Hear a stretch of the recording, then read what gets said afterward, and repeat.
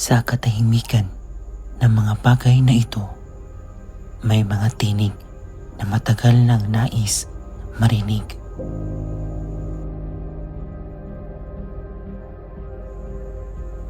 Sa bawat hampas ng kulintang na lumuluha, may sigaw ng lupang pilit inaangkin ng iba.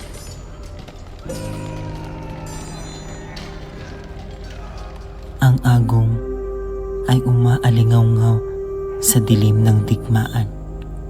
Hindi na sayaw, kundi babala sa kamatayan.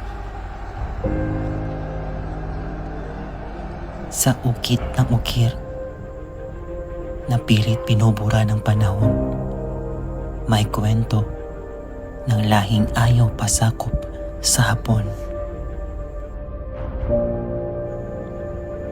Ang malong na yumayakap sa gitna ng unos, saksi sa hirap, sa gutom, sa takot na lubos.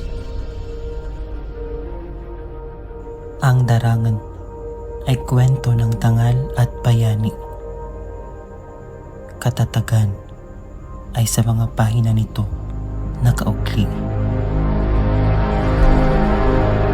Bawat haligi ng turugan ay nananatiling matatag. Nariyan ang alaala ng paglaban na di matitinag. Ang kanilang kwento ay hindi lamang nakaraan. Ito ay patuloy na mabubuhay.